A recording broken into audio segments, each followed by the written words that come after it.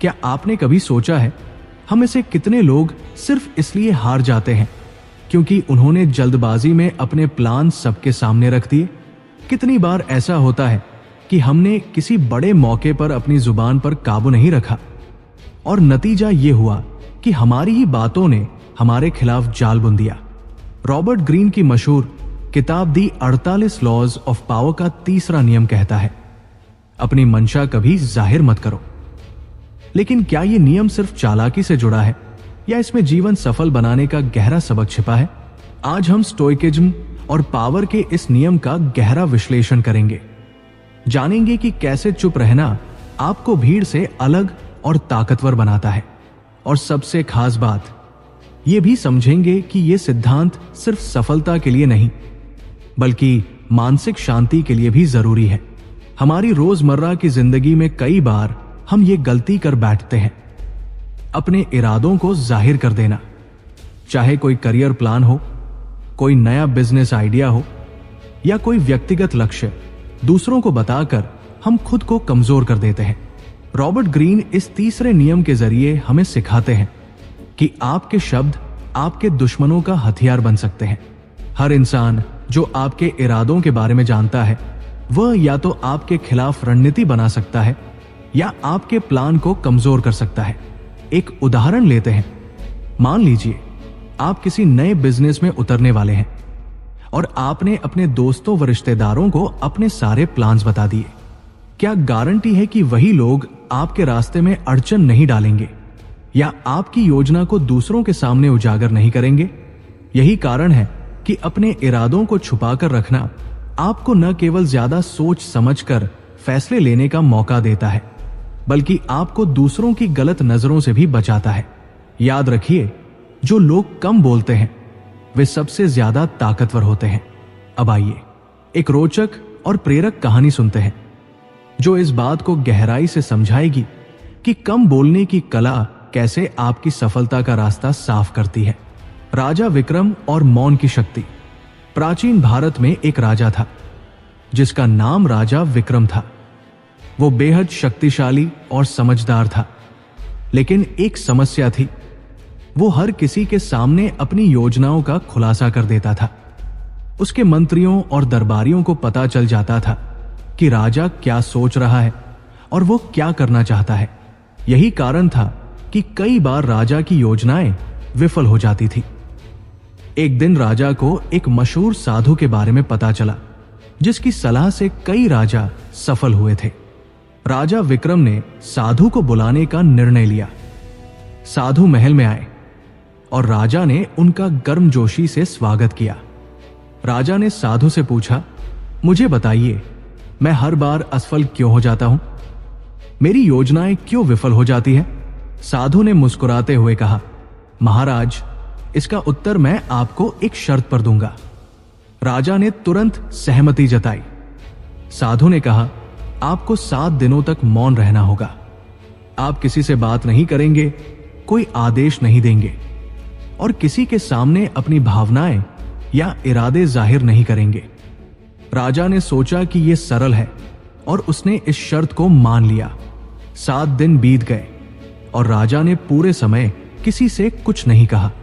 लेकिन इन 7 दिनों के दौरान राजा ने देखा कि जब वो चुप रहा तो उसके दरबारी और मंत्री परेशान हो गए। वे ये नहीं समझ पा रहे थे कि राजा क्या सोच रहा है और क्या करने वाला है। ये स्थिति उनकी योजनाओं को कमजोर कर रही थी।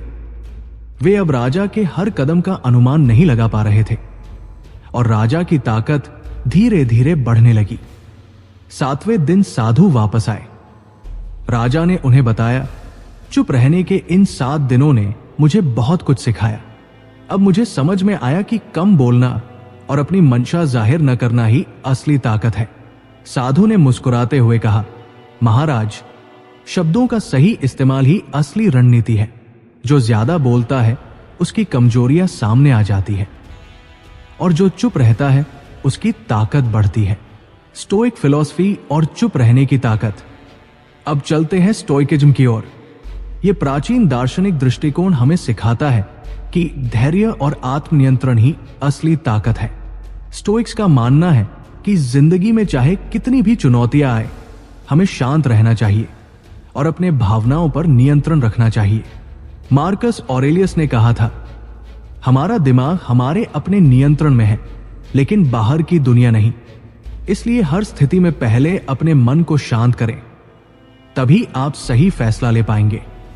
आज के समय में जब हर कोई सोशल मीडिया पर अपनी हर बात जाहिर कर रहा है, स्टोइकिज्म हमें सिखाता है कि हर चीज को शेयर करना जरूरी नहीं। चुप रहना कमजोरी नहीं, बल्कि यह दिखाता है कि आप अपने इमोशंस और शब्दों पर काबू रखते हैं। क्या आपको पता है, चुप रहना अक्सर सबसे बड़ा जवाब होता है, क्योंकि जब आप चुप रहते हैं तो आप दूसरों की सोच और इरादों को बेहतर तरीके से समझ पाते हैं। अब सोचिए, दी 48 लॉज ऑफ पावर और स्टोइकिज्म साथ में कैसे काम करते हैं। दोनों का मेल आपके जीवन को पूरी तरह बदल सकता है। मान लीजिए आप किसी ऑफिस प्रोजेक्ट में शामिल हैं और सभी लोग अपने आइडियाज को जोर शोर से पेश कर रहे हैं। आप क्या करेंगे? अगर आप स्टोइक बने रहते हैं, शांत, स्थिर और धैर्यवान, तो आप न केवल दूसरों की बातों का विश्लेषण अच्छे से कर पाएंगे, बल्कि सही समय पर अपनी राय देकर सबको प्रभावित भी करेंगे। स्टोइकिज्म का यह गुण आपको संघर्षों के बीच भी मन की शांति देता है। जब आप चुप रहते हैं तो आप दूसरों की कमजोरियों को समझते हैं और अपने कदम सोच समझकर उठाते हैं।